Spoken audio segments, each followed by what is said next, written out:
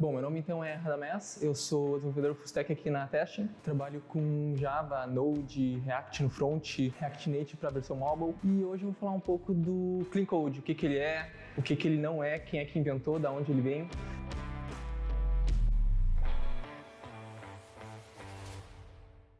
Bom, o que é o Clean Code? Na verdade, o Clean Code ele é uma ideia de escrever códigos melhores, que possam ser mais compreendidos, que não estejam com um código boilerplate, isto é, código repetido que pode trazer alguma certa insegurança na hora de prestar manutenção no código. Desenvolvedores experientes têm ideias diferentes do que é um código limpo, né, Clean Code, e a gente tem que observar pessoas que estejam conhecidas no mercado e que já entendam mais desse assunto. Então, um cara que manja bastante disso é o Robert C. Martin, que é mais conhecido como Uncle Bob. Ele escreveu o livro do Clean Code, onde ele aborda conceitos que, na visão dele, ajudam a gente a escrever códigos limpos, códigos que não se repitam, códigos que sejam de boa manutenção e features, adicionar features mais rapidamente. Provavelmente existem tantas definições como existem programadores, então cada programador tem a sua ideia de código limpo. Para o Uncle Bob, se refere a uma maneira de escrever códigos mais legíveis, enxutos, de fácil entendimento e sem repetições. Então, basicamente, este é um código limpo. O que não seria um código limpo? O que seria um código, digamos, sujo? Vamos usar essa palavra.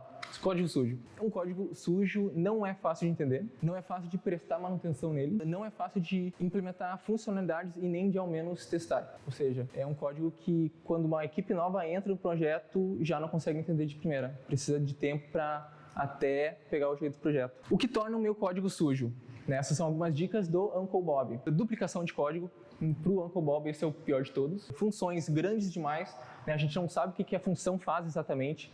Quando a gente tem uma função que é muito grande, a gente precisa prestar manutenção nela, a gente precisa perder tempo, ao invés de quebrar ela em mais partes. Classes responsáveis por fazerem muitas coisas. Imagina que a gente tem uma classe de serviço de criação de usuário, digamos. Porém, essa classe ela também cria grupos de permissão, ela cria outras coisas. Ou seja, quando a gente quiser testar essa classe, a gente vai ter que injetar muitas coisas nela. Então já fica uma classe ruim de testar. Nomes de classes, funções, variáveis, dão entendimento do que realmente fazem.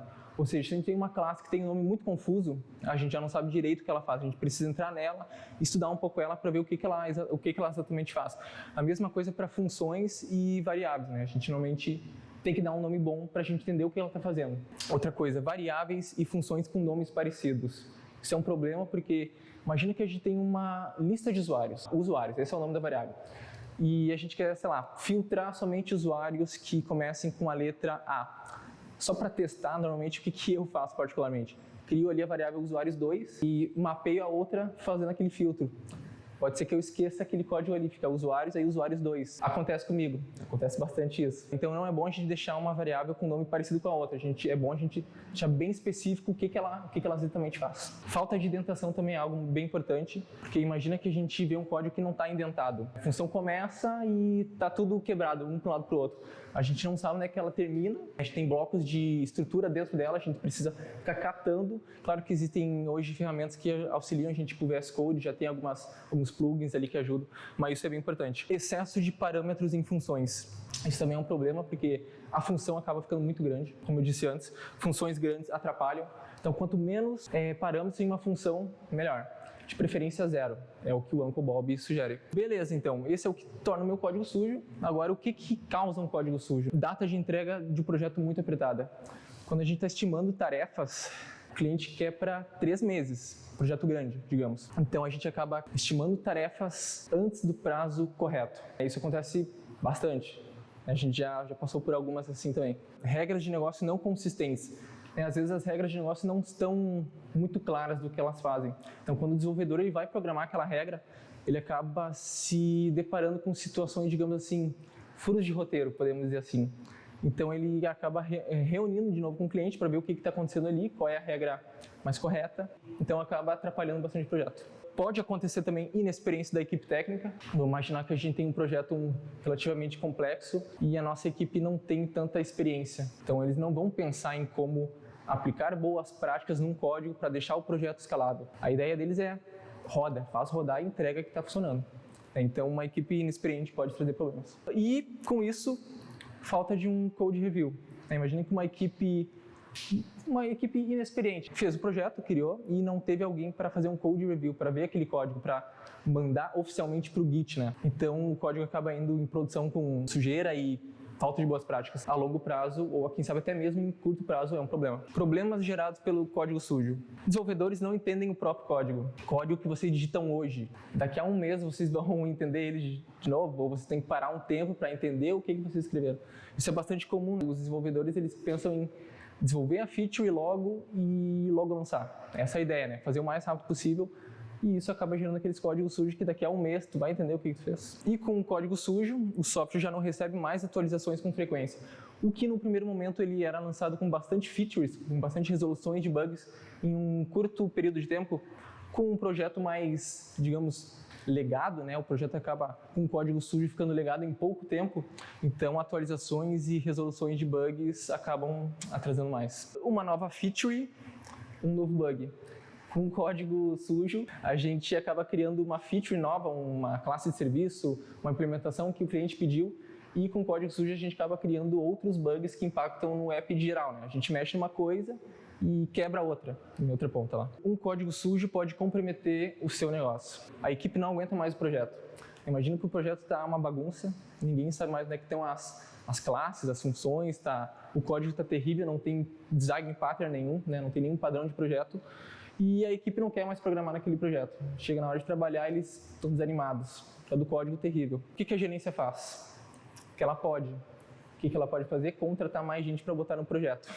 O que parece ser bom, mas na verdade é ruim. Porque pessoas novas entram no projeto e elas não sabem as regras de negócio. Nem os mesmos desenvolvedores que estão no projeto não sabem explicar direito a regra. Fora que eles não têm muito tempo. Então, é um problema contratar mais gente para um projeto. E o que acontece com isso? A equipe sugere criar um projeto do zero. O projeto está terrível, não consegue escalar. Implementar uma feature leva muito tempo, corrigir um bug é um problema. Então, a equipe acaba sugerindo refatorar o projeto. Aconteceu já aqui na teste, o possível cliente, né, veio até nós com um projeto que estava o código totalmente escrito em más práticas. A gente analisou o código e a gente não entendeu, não seguia prática nenhuma. O próprio desenvolvedor do projeto abandonou ele, ele mesmo confessou que não conseguia mais prestar manutenção ou subir atualizações, então ele saiu do projeto, ficou um empresário lá sem auxílio nenhum, tanto que ele buscou a gente. Eu até tinha feito uma reunião com esse desenvolvedor, mas ele não conseguiu me ajudar muito, ele não entendia mais o próprio código, muito menos eu. Então o que a gente sugeriu? Refatorar o projeto. Então esse novo projeto, como é que seria? O que a gente normalmente estima? Que o projeto antigo não vai sair do ar enquanto o novo não estiver fazendo a mesma coisa. Então, o que isso acaba acontecendo? Entregar o projeto o mais rápido possível, com as mesmas features. E o que acontece com isso? Entregar em menos tempo possível, acaba gerando mais problemas. Porque a gente acaba ignorando boas práticas, a gente quer entregar o mais rápido possível. Então, o que acontece? Uma equipe sai, entra uma nova, eles fazem a mesma coisa, entregam rápido, uma equipe antiga sai, entra uma nova e eles acabam sugerindo de novo refatorar o projeto. O código sujo realmente pode comprometer um negócio. É muito recomendável ter o Clean Code, um processo de desenvolvimento com boas práticas desde o início. Desde que a gente esteja iniciando a estimativa das tarefas lá na sprint, é bom já estimar pensando em boas práticas, pensando em testes e tudo mais. Pensar também que uma feature, né, um serviço, uma regra de negócio que funciona sem boas práticas não está pronta ainda, porque isso pode gerar problemas a curto e longo prazo, fora que a gente pode até mesmo ter dificuldade em testar ela. Vamos falar um pouco agora de código limpo. A gente falou bastante de código sujo e tudo mais. Características de um código limpo. Ou não é tudo, tá bom? Isso aqui foram apenas alguns pontos que eu pude tirar do livro e trazer aqui para vocês de forma mais simples e mais concreta. Então vamos lá, sobre classes. É bom que uma classe tenha responsabilidade única, que ela faça somente uma coisa, né? Lembra que eu falei de uma classe de criação de usuário? É bom que ela esteja responsável somente em criar o usuário. Uma classe, por exemplo, que faz persistência de dados num banco de dados, por exemplo, um repository da vida. É bom que ele seja responsável somente por fazer a persistência de dados. Senão a classe acaba ficando muito complexa e fica difícil de testar ela e acaba entrando muitas dependências e então é um problema. Nomes das classes. é bom usar substantivos, ou quando usar verbo com prefixos, por exemplo, create user, a gente já sabe que é uma classe de criação de usuário, ou o próprio user, ou product, alguma coisa que se refere à entidade, já dá bem claro pra gente o que aquela classe é. Sobre funções são métodos, ou o próprio nome disso é uma função fora de um objeto, uma função fora de uma classe. Já métodos é uma função que pertence a um objeto, só para deixar claro isso. Então, para funções, preferir usar verbos, evitar substantivos sem um prefixo. Por exemplo, getUser, o famoso getter, etc. É um bom nome de função, porque a gente já sabe o que está acontecendo ali. Handle, execute, para classes de serviço, digamos, para classes de ações, é um bom nome também, porque a gente já tem um verbo do que ele diz que vai acontecer. Ifs, elses e whiles. Essas estruturas é bom que elas tenham uma linha, que a gente já, provavelmente essa uma linha vai ser chamar uma função. Então, chamando uma função, a gente já sabe o que ela está fazendo, porque é uma linha, é um if com uma linha só. Além de manter o bloco pequeno, uma função é muito mais descritiva. E dentro dessas funções, dentro desses blocos, normalmente a gente pode ter um while ou um for, onde a gente, normalmente, 90% dos programadores botam aquela variável de loop como i. Eu faço isso até hoje. Estou aqui falando para vocês. Então é bom evitar isso porque a gente acaba tendo que mentalizar o que aquela variável é. Por mais que ele esteja num for, e ele seja um bloco pequeno, a gente tem que mentalizar. Ainda mais se for um for dentro de outro. O que a gente faz? Uma variável i e uma variável j.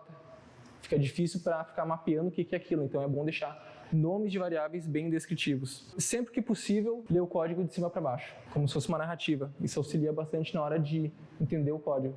A gente tem funções que chamam outras funções. De preferência, deixar uma embaixo da outra, de forma que a gente possa navegar de cima para baixo. Facilita bastante também. Parâmetros de funções. Bom, como eu disse antes, o ideal é que uma função tenha 0 parâmetros, porque a gente não fica muito complexo, ela fica menor ainda.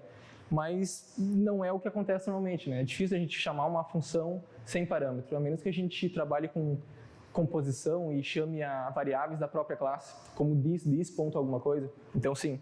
Mas normalmente a gente bota parâmetros e a recomendação é de que nunca passar de 2 parâmetros, porque daí a função acaba ficando muito responsável por fazer muitas coisas. Quando a gente precisar passar mais de 2 parâmetros, por exemplo, vamos falar naquela classe de criação de usuário, uma função que cria usuário. O que a gente precisa para criar um usuário? Sei lá, nome, e-mail, idade, endereço, já passou de 3 parâmetros. Então o que é o ideal fazer nisso? Criar um objeto que substitua 3 parâmetros por 1, ou criar um DTO da vida, que é aquele objeto que trafega entre as layers, entre as camadas do nosso software. Aqui eu tenho um exemplo disso, mas aqui é uma interface, que ela tem algumas propriedades, 3 propriedades. Aqui na hora de criar, a gente chama somente um parâmetro na função. A gente chama 3. A gente desestrutura aquilo ali dentro de acordo com a linguagem, claro. Outra coisa, lançar exceções ao invés de retornar erros. Imagina que a gente está aconteceu um erro na função. Ao invés de retornar o erro, é melhor tratar essa exceção, lançar um throw da vida. Porque se a gente retornar o erro, imagina a pessoa que o lugar que a gente estiver chamando, a gente precisa verificar se está acontecendo o erro. Já é um if a mais por nada. É muito melhor tratar direto num try-catch da vida. Deixa o código menos poluído. Sobre a formatação, então é bom que exista espaço de linhas entre funções, entre pequenos contextos, podemos dizer, por exemplo, uma variável que chama uma outra, alguma coisa assim. Então tem que deixar linhas espaçadas entre esses pequenos contextos. Ponto e vírgula, aspas simples ou duplas. Existem algumas linguagens que permitem a gente usar ou não ponto e vírgula, como o JavaScript, né? E aspas simples ou duplas. Então é bom a equipe se organizar e definir um padrão. Porque imagina que alguém resolva usar aspas duplas ou ponto e vírgula, e quando ele for fazer um commit da vida, o Git fica acusando linhas com ponto e vírgula. Isso trabalha demais para fazer um code review, né? A mesma coisa com aspas duplas. Então é bom a equipe definir o padrão que ela quer usar. Não existe um certo ou um errado, se usa ponto e vírgula ou não, ou aspas simples ou duplas. Indentação. É importante que o código seja sempre indentado, né? Imagina que existe um for, um if, um switch, um for de novo, e aquilo vai se quebrando, então é bom ter indentação para a gente saber onde fecha e onde abre. Sem perder tempo, né? Bom, aqui é aquela classe que aborda esses conceitos. Aqui é o construtor da classe, tem uma linha em branco em cima, uma embaixo para separar funções e a variável. A mesma coisa dentro dessa função, separando algum contexto. Por exemplo, a primeira linha a gente tem a desestruturação de variáveis. A segunda linha aqui a gente pode deixar meio que no mesmo contexto, porque a gente está usando aquelas variáveis. Nessa terceira linha já é uma outra função, então já deixei uma linha em branco a mais. Pensar um contexto dentro de uma função, porque se a gente não separar por linhas, fica tudo muito junto, fica difícil de ler também. Sobre comentários, essa aqui é uma grande polêmica que existe no LinkedIn. De vez em quando existe uma thread lá de pessoas criticando comentários, outras elogiando. Então, o que o Uncle Bob sugere? O uso adequado de comentários é compensar nosso fracasso em nos expressar no código. Ou seja, tu bota um comentário no código porque o teu código é ruim. A pessoa só vai entender o teu código porque está o teu comentário ali. Então, o que ele recomenda? Não utilizar comentários, melhora o teu código. O código escrito não mente. Um comentário pode mentir, mesmo que não intencionalmente. Imagina que a gente tem uma função complexa onde exista um comentário dizendo do que ela faz. Então, outros desenvolvedores vão lá, mexem naquela função e eles resolvem não apagar o comentário de medo. Acontece bastante isso. Então, o comentário está com uma coisa e a função está fazendo outra. Olha a confusão que isso pode causar. Outra sugestão do Uncle Bob, que é, ao invés de gastar seu tempo criando comentários para explicar a bagunça, use o tempo para limpar a zona. Então, fica aí a dica. Eu, particularmente, não gosto de usar comentários, é uma opção minha. Mas eu acho que comentários seriam interessantes em, por exemplo, quando a gente está criando uma biblioteca, ou um plugin, Então, outras pessoas vão fazer uso desse plugin. É bom que tenha algum tipo de comentário. É interessante nesses casos. Design patterns.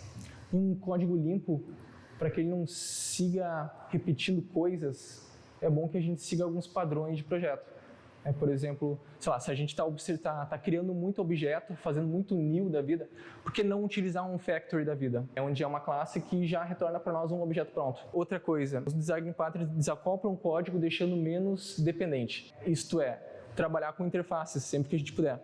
Imagina que a gente tem um serviço de e-mail, a gente precisa enviar e-mail. Vamos enviar e-mail com o quê? Com a Amazon, com SendGrid, com Mailgun. É bom que a gente trabalhe com interface para que a gente possa ter diferentes implementações de uma mesma ideia. Imagina que agora eu quero usar o da Amazon. O que tu faria? Apagaria todo o código e botaria do Mailgun? Seria interessante utilizar uma interface para implementar uma nova interface, para a gente já poderia escolher aonde injetar essa classe. E com Design Patterns, menores mudanças em códigos, reduzindo incidências de bugs. Então, imagina que em um código ruim é normal acontecer a gente copiar funções e colar em outras classes, em outros lugares. Agora a gente tem, 4, 5 lugares com a mesma função. Se tu quiser mudar aquela função por algum motivo, tu tem que percorrer o teu código em busca daqueles lugares que tem aquela mesma função para alterar em todos eles. Então, isso pode acabar causando mais incidência de bugs, porque a gente está mexendo bastante em código, ao invés de mexer em um lugar só. Bom, o próprio Uncle Bob diz que o Clean Code não é para iniciantes, porque ele envolve conhecimentos de padrões de projeto, como eu falei agora. Uma equipe inexperiente não vai utilizar um padrão de projeto, muito provavelmente. E saber também qual padrão de projeto utilizar para qual momento. Não adianta a gente pegar um projeto pequeno e sair utilizando padrões de projeto para lá e para cá. Vai ser como matar uma formiga com bazuca. Fora que o código vai ficar mais complexo. É um projeto pequeno, cheio de padrões de projeto. Imagina, fica complexo. Iniciantes estão preocupados em fazer o código rodar. Eles não vão utilizar nenhum recurso além disso.